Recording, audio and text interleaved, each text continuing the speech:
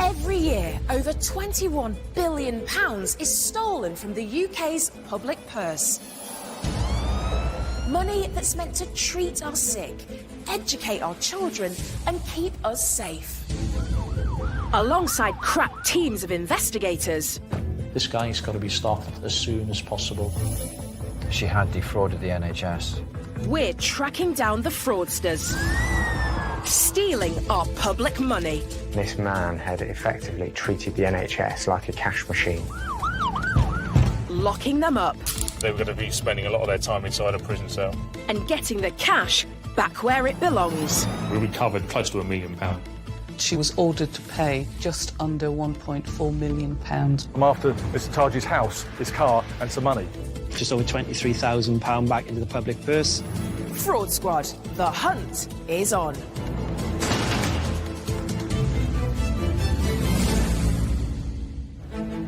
Today, a ruthless fantasist creates a fake persona in order to defraud the NHS of over £300,000 of our money.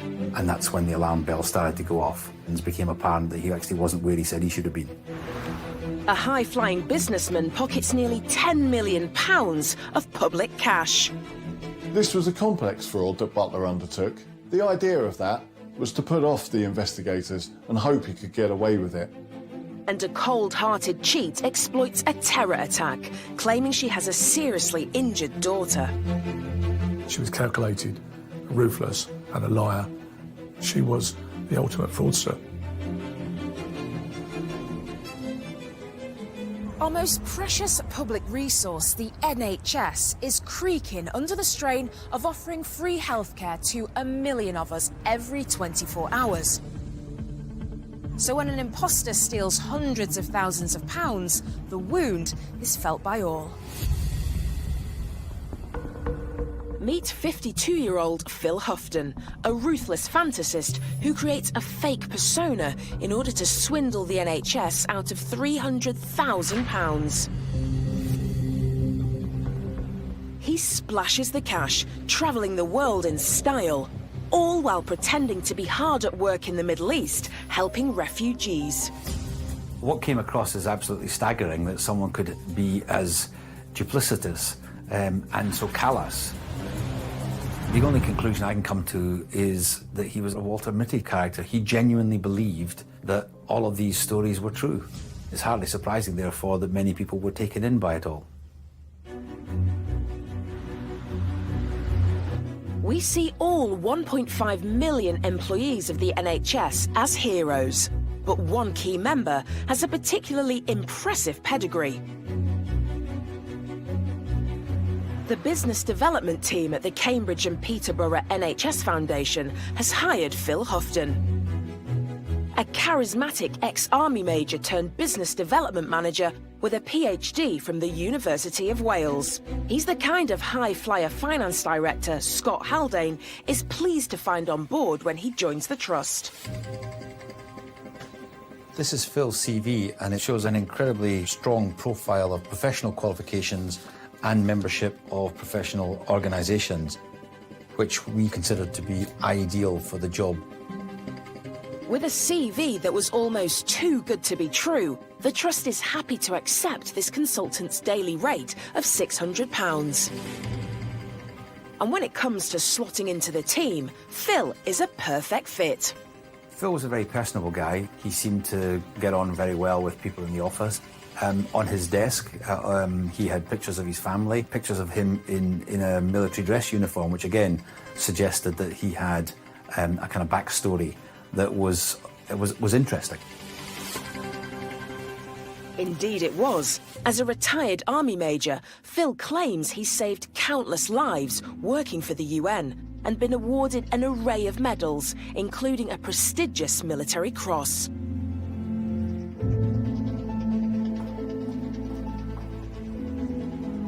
Just a few weeks later, a business opportunity presented itself to the Trust, a chance to develop a mental health service out in Qatar. Phil stepped forward and said that from his personal experience and contacts, that actually he would be an ideal person to secure that contract. With the very real possibility of securing a vital cash injection for the NHS, there's a lot riding on the deal. Qualifications that he had seemed an ideal fit, and he certainly came across as a very convincing character. Off Phil flew to the Middle East, smoothing the way for this lucrative NHS deal. And colleagues have no reason to think that Phil wasn't where he said he was. So the invoices we were receiving from the agency were suggesting he was spending time in the Middle East or working from home, and his home base was in the north of England. Along with the invoices came a significant number of expenses claims, including £9,000 for a visit to a refugee camp in Jordan. But surely that was understandable for someone forging such vital business relationships. But then, one of Scott's colleagues asked for a quiet word. Is that August to September bill? Thanks, Richard.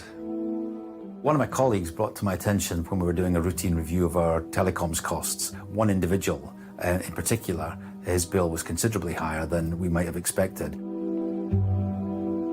The average use per month is about £30 per user. And this is £766? Yeah. Wow.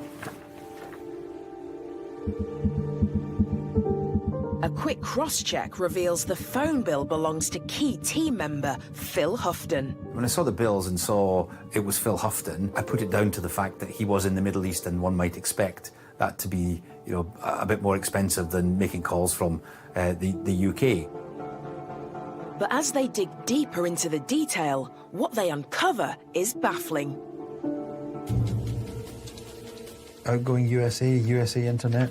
There's some Antigua activity as well, around the Caribbean. And that's when the alarm bell started to go off. And it became apparent that he actually wasn't where he said he should have been. We felt that we had to explore this in more depth.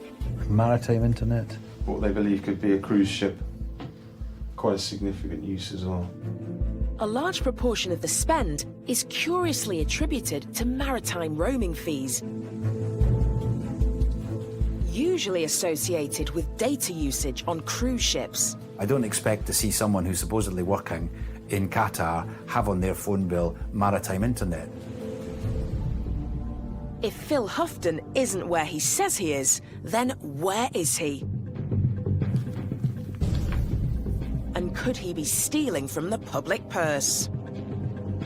That clearly raised some concerns, hence the reason we decided that we needed to escalate the investigation process. Later, the wounds of betrayal cut deep. He'd actually bought the medals on the internet. Who does that kind of thing?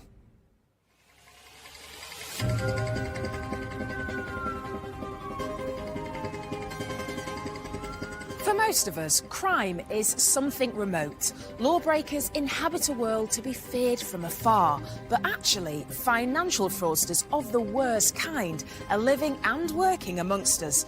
And nothing can prepare you for just how low this next serial fraudster is prepared to go. 51-year-old Susan Payne is a cold-hearted cheat who exploits the horror of the Manchester Arena terror bombing, pretending her daughter has been seriously injured in the attack in order to claim insurance money. This scam artist also faked cancer battles, pregnancies, and more injured children she never had, in total thieving nearly £140,000. She was calculated, ruthless, and a liar. She was the ultimate fraudster.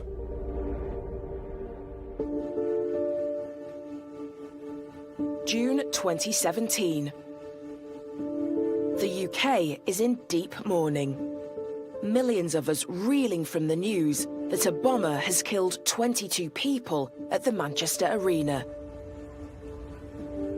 injuring 139 more, half of whom were children. In the days following this devastating event, insurance companies begin to receive legitimate claims from people in need of financial help. one claim hits the desk of a Merseyside insurance brokerage. It's from a desperate mother of one of the victims. Her daughter, Sophie, had suffered serious injuries as a result of a terrorist attack in Manchester. She recorded she was initially treated in ICU and underwent 2 major operations. The mother, a dentist, was unable to work during this difficult time. And so the claim was for compassionate leave, where she couldn't earn any income due to looking after a sick daughter.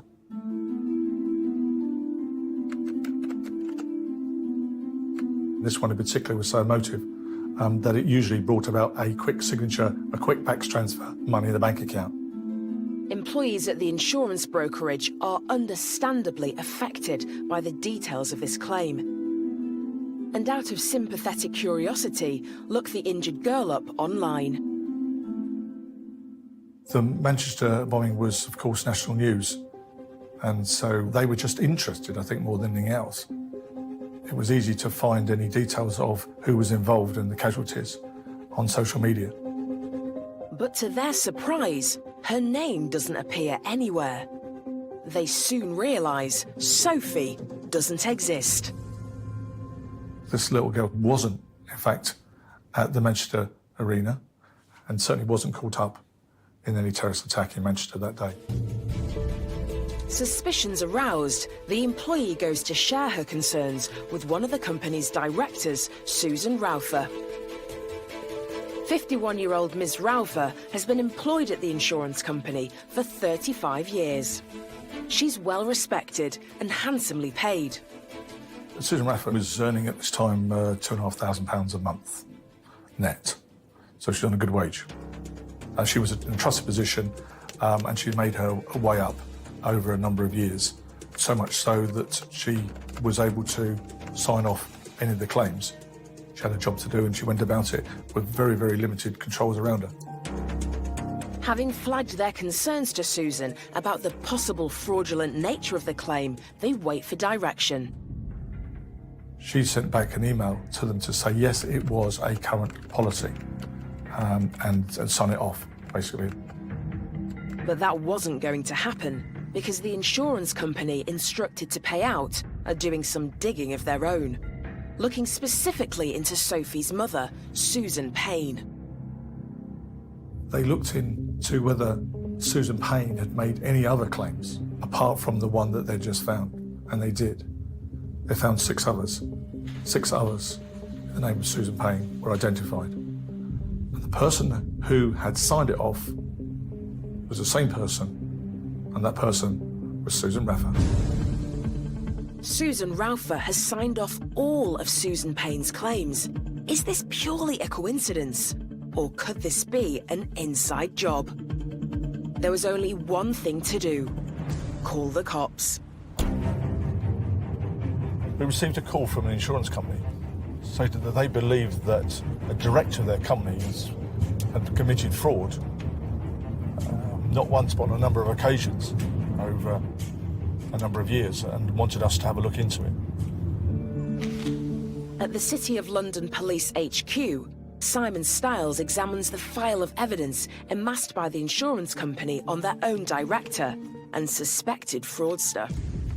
After they've done an initial investigation on one of their claims, they were concerned that the dentist who made the claim did not exist.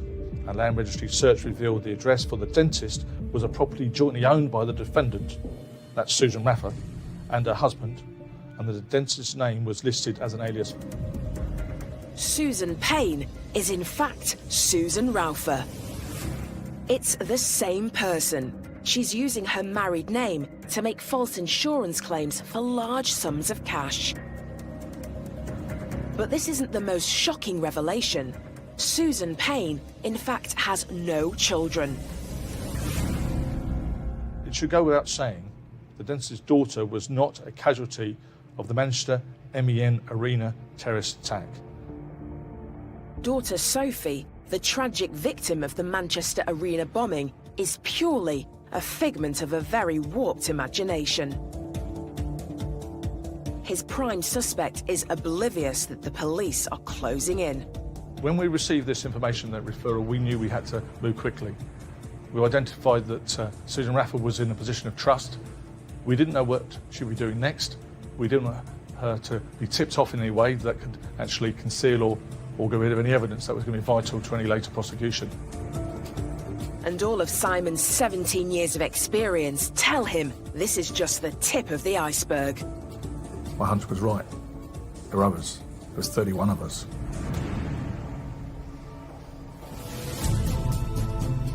Later, more shocking lies exposed. No topic was off limits. My son was involved in a serious RTA. My husband has been treated for testicular cancer. My daughter Daisy was admitted to Alder Hay Children's Hospital with viral meningitis. Every one of these was a lie.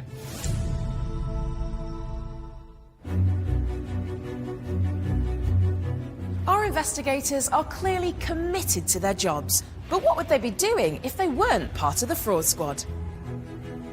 If I wasn't in my current role, I've got family in Key West, really like it out there. I think I'd like to be an artist in Key West, Florida, go to work in my shorts, flip-flops every day, get the sun on my back and go fishing with the family at the weekend. If I wasn't investigating fraud, I would still be head of RSPB Investigations, which deals with inquiries regarding bird of prey persecution, some habitat destruction and people that steal birds' eggs. Yeah, what would I be doing if I wasn't investigating fraud? I would have loved to have worked in Ibiza, perhaps as a holiday rep. I think I would be doing photography. Not sure I'd make any money out of it, but I enjoy it. And I haven't got a great camera, but I quite enjoy taking photographs. I quite like taking photographs from weird angles, so church steeples from the bottom, and landscapes from different views, really. And that's probably my creative side coming out. Professional footballer. I don't know. There's childhood dreams of being a vet, but a little bit squeamish probably, so it put me off that. Have you ever wondered what drives these fraudsters to commit their crimes and risk losing everything, including their freedom? I'm going to discover the lengths some criminals are prepared to go in order to fund their lavish lifestyle.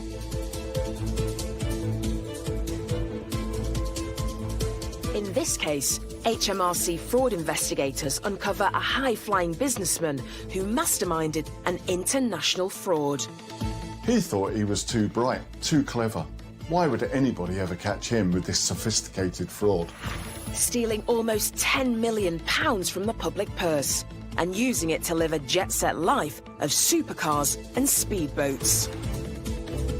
This was somebody who actively went out there and deliberately defrauded this nation, but to a very, very high sum.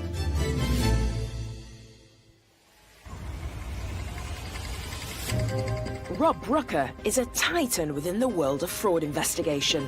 With over 30 years of experience within the private and public sector, no fraudster can hide from him. And to understand the fraudster's mindset is Dr. David Holmes, a criminal psychologist who's been getting into the minds of master criminals for over 3 decades. Marbella, Spain. A favourite residence for many expats, including millionaire businessman Jason Butler. He lives a luxurious life, driving Ferraris and Rolls Royces, while amassing a property empire back home in Leeds. But nothing is what it seems. Jason Butler was quite an extrovert. This was somebody who was stimulus-seeking. It's not somebody who avoided things, it's somebody who confronted things head-on. And he was very intelligent and very, very good at business and setting up businesses. Butler controls a number of companies, the biggest of which is called Multi-Level Media. Its business is buying and selling valuable payment protection insurance, PPI, customer data. Data is currently one of the biggest commodities that you can have. And obviously there's genuine data, and then there's fraudulent data, and there is data that can be used to commit fraud. HMRC would soon discover that, in Butler's case, he's buying and selling data purely to commit fraud. The first thing to attract their attention is the sheer number of companies owned by Butler. He owned over 90 companies with Companies House. For what purpose were they all used? Is it for money laundering? Is it for issuing duplicate invoicing? Why would you own so many companies? And this isn't the only thing to provoke concern, as Butler tells them that through his companies, he's bought almost £60 million worth of personal data. HMRC would surely have seen a one-man band with a turnover of £60 million is quite unusual. It certainly raises a red flag, and they begin to investigate this seemingly large, vibrant company. The investigators would look at the accounts that were submitted to Companies House and compare that to the data that Butler had provided to them. If the accounts didn't add up to the information that they'd been supplied with, that would raise a red flag and question marks over what was the purpose of these companies. These records reveal that much of the trading Butler allegedly did never took place. He had actually created hundreds of fake invoices. Just literally written out the invoices to be able to enable him to claim back the VAT. On paper, it looks like the millionaire is doing the right thing, paying substantial amounts of VAT. But in reality, he's forging purchase invoices in order to reclaim millions of pounds under false pretenses. Butler was very status hungry, and the more he got, the more he wanted. To try and defraud a few 100,000 is one thing, but then to push that into the multi-millions, it just shows someone who really thought that he was well above everyone else. Eventually, he thought he could outwit anyone. HMRC see firsthand someone successfully getting away with fraud and beginning to believe they are invincible. This type of scam often begins with one company. When you realise how successful it is, you create more companies, whereby you end up making millions of pounds. Further investigation reveals that this data is being sold through a long chain of companies, which stretch from the UK through to Gibraltar and the US. Butler would have transferred the data through all these various companies, through Gibraltar, through to America, to try and hide it from the HMRC investigators.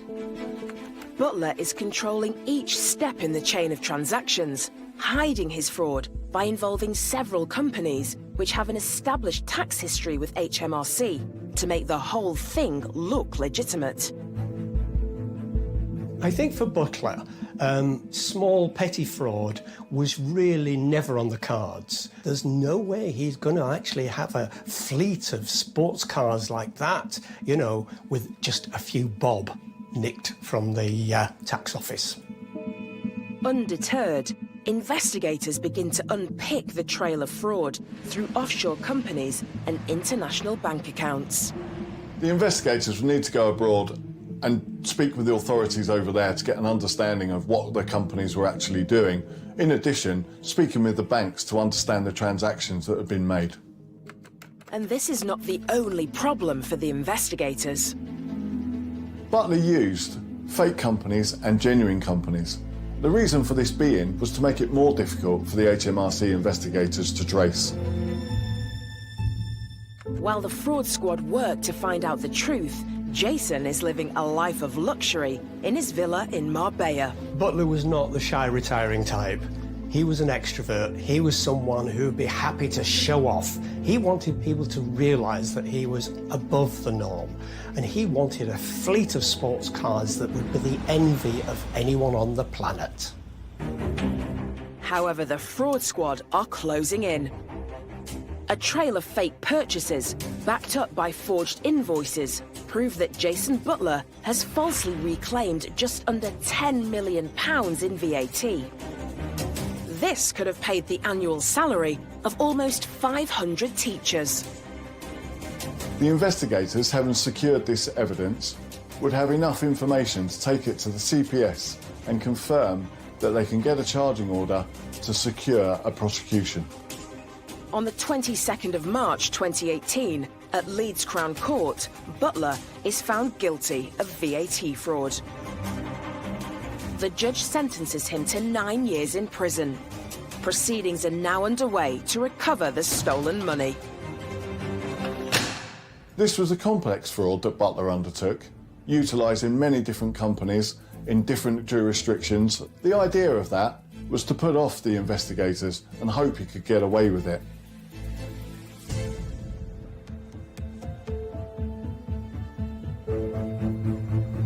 NHS Finance Director Scott Haldane is reeling from a bombshell discovery about a trusted employee. 52-year-old war hero and Doctor of Philosophy, Phil Houghton.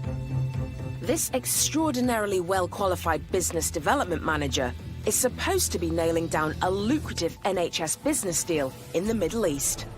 But his phone bills suggest he's in the middle of the Caribbean Sea. Scott's priority is to nail Houghton's exact location, and the investigative process is ramped up.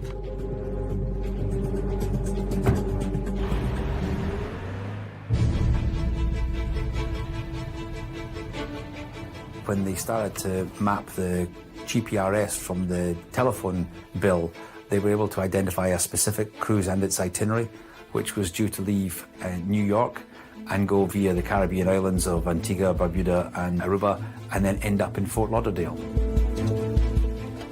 The investigators make contact with the cruise company, and bingo. The investigators discovered a boarding pass for a cruise that him and his family had been booked on. Concrete proof that Phil, who is supposed to be hard at work in Qatar, is shockingly on the other side of the world, treating his family to a 5-star cruise. All those concerns and fears about something may not be quite right all came home. Houghton has been swindling thousands of pounds of NHS money, blowing it on limos and luxury holidays. Quite clearly wasn't where he was supposed to be, had he been working, but indeed was actually having a family holiday at the expense of the taxpayer. I've got no idea what was actually going through Phil's mind. He must have been concerned this tangled web of deceit was likely to catch him out. But nothing could prepare Scott for what investigators uncover next when checking his email account. During that time, Phil sent a report claiming to have been on a visit to a refugee camp in Jordan with an email attachment which said, "Off to the office." That was obviously distressing when we subsequently discovered that he hadn't been anywhere near Jordan, but in fact had been on a Caribbean cruise. Turns out to have been a photograph that he found online. What came across as absolutely staggering, that someone could be as duplicitous and so callous. Phil sends out a barrage of decoy emails over a 4-month period.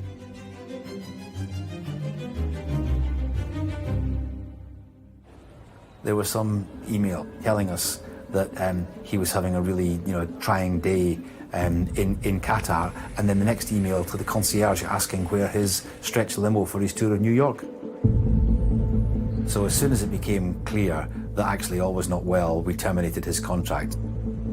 With Houghton out the way and armed with the knowledge that they're dealing with a fraud on a potentially massive scale, the investigation escalates quickly.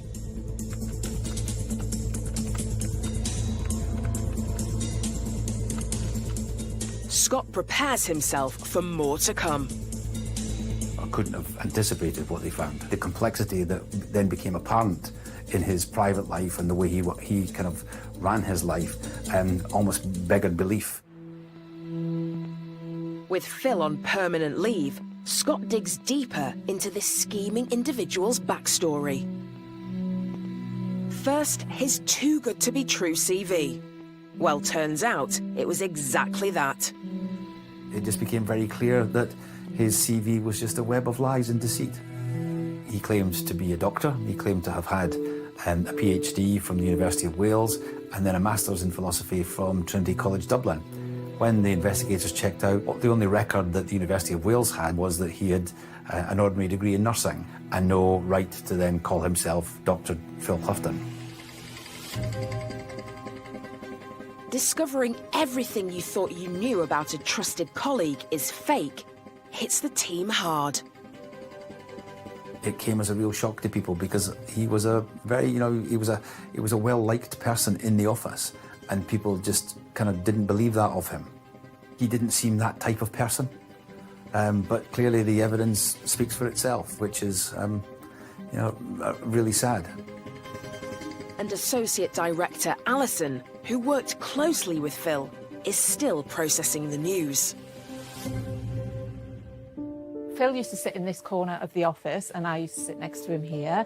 So we used to talk a lot, lots of tales about his military career. He had a big picture on his desk with his full military mess dress on. He wasn't shy in telling everyone what qualifications he had and what he'd done. Always a story with Phil. But fraudster or not, surely anyone would be rightly proud of such an impressive military background. That is the photograph that used to be on his desk. Yeah. The photograph looks as if it's been taken whilst he's been on a cruise. The look of pride in his face as well.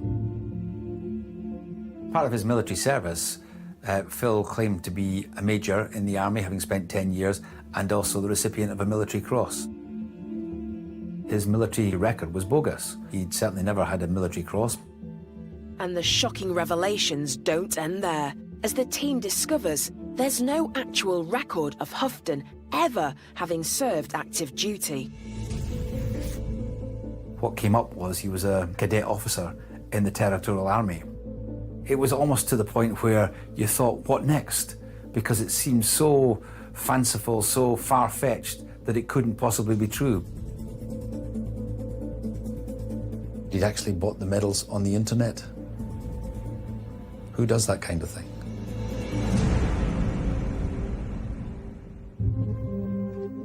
Who indeed? But there's another, even more outrageous lie to be uncovered.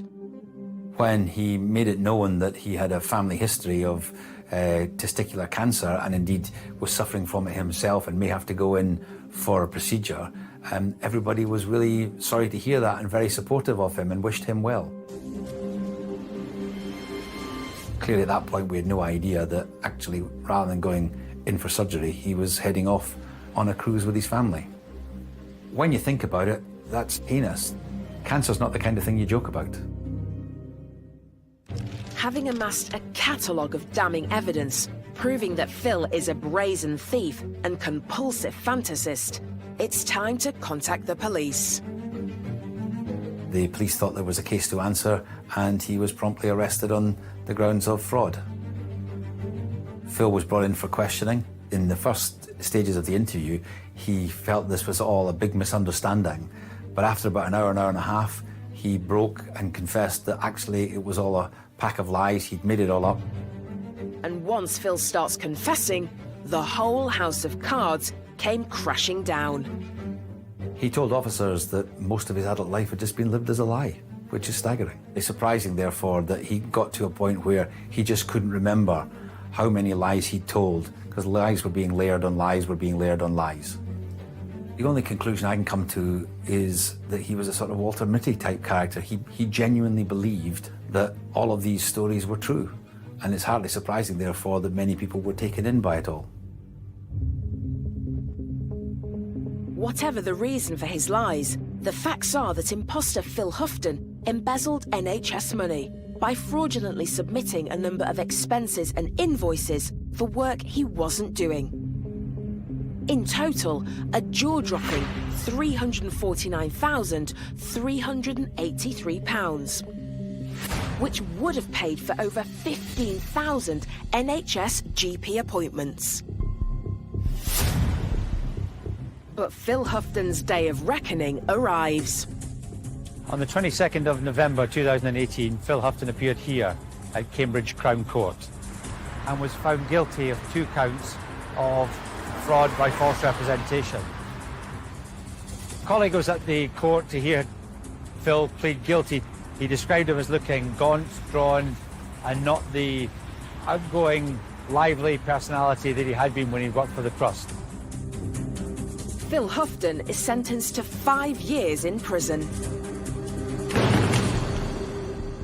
The judge noting his offences had helped him fund a lavish lifestyle.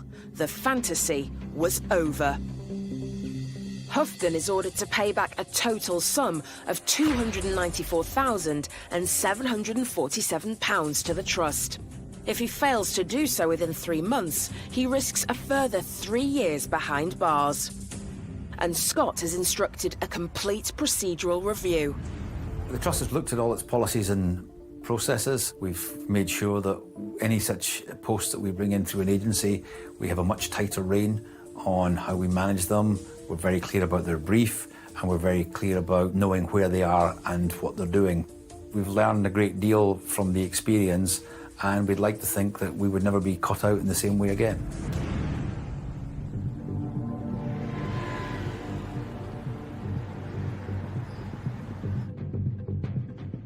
For most of us, the news of a terror attack at Manchester Arena, in which adults and children lost their lives, produces feelings of anger, horror, and heartache.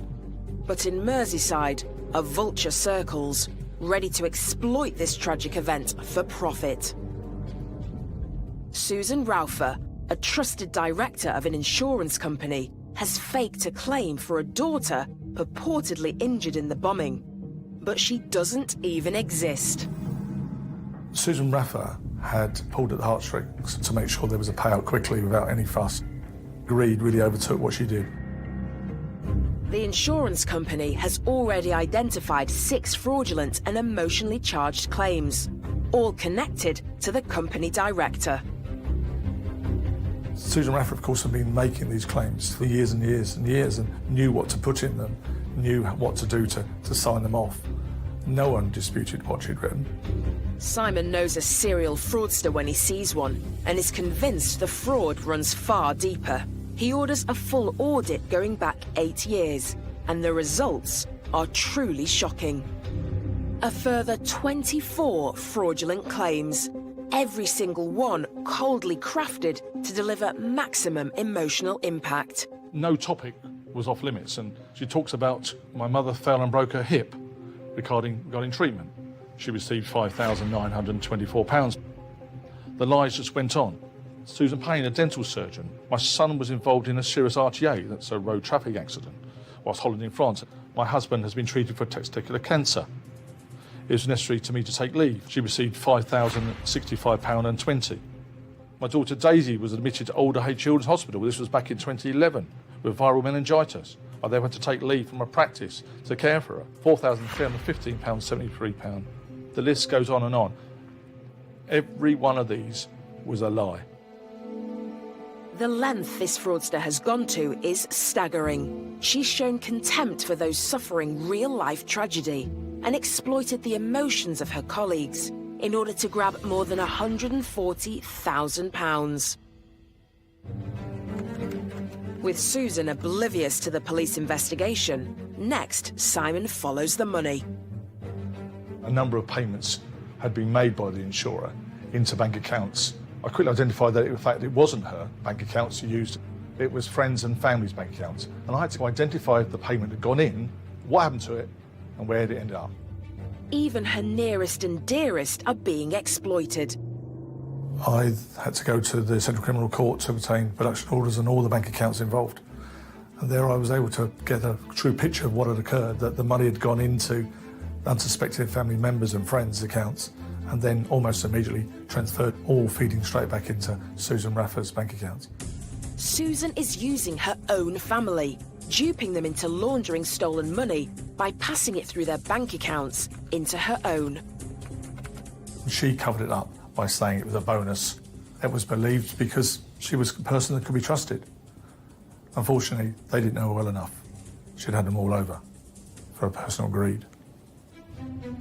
Now in full possession of the facts, Simon tightens the net. We needed to act quickly and to advance this investigation. One of the first things we did was knock on the door of Susan Raffer to ask her some questions. It's time to give this callous scam artist a rude awakening. We knocked at 5:45 in the morning just to make sure she was in and hadn't got to work earlier. Fraudster Susan opens the door, and no sooner does Simon flash his badge than it's all over. Within seconds, she'd come clean. She turned to her husband and said, "Sorry, this is all down to me. You're not going to like what's going to happen." She hadn't told her husband. A relief in some way to her that she'd carried the burden for so long. But that relief is short-lived, because this con artist is about to feel the full weight of the law. She was arrested for fraud and taken to the local police station in Liverpool. She disclosed to us that some claims that she made she was right-handed. Some claims she actually did by using her left hand to hide the fact it was one and the same person making the claim. And taking a closer look at one of the claim forms, evidence of this deception is clear to see. On the left here, she talks about the terrorist attack. She's used her normal writing, she's right-handed. And on the right-hand side here, which she'd done 4 years earlier, she'd gone to the lengths of recording this using her left hand, just so that anybody looking at these forms would not have been alerted to the fact that the same person had made the same fraudulent claims. The change of handwriting depicted someone who's calculated and callous at what they were doing. The one big question left for Simon is why? Susan Raffer said quite simply that she was in debt and she hadn't told her husband. I think that she was using that to convince herself that she wasn't cold-hearted and ruthless in her approach, but everything suggested what she had done over a period of 7 years, that she was calculated, ruthless and a liar. On the 18th of September 2018, this fraudster is summoned to Liverpool Crown Court. Susan Raffer appeared with a bag, very forlorn. She knew that she was going to prison, and that's where she ended up. The judge jails her for 2 years, adding, all right-minded members of the public would be shocked that you would use a tragedy which shook the nation as the basis for a fraudulent claim. And there's a final sting in the tail. There were subsequent Process of Crime Act hearing, and a confiscation order was made that Susan Raffer would pay back £139,000. To date, she's had to sell her house, and at a later stage, she'll have to give up her pension. And in 3 years' time, when that pension matures, Simon will be waiting. She needs to pay back the victims of the crime, and that's what she'll do.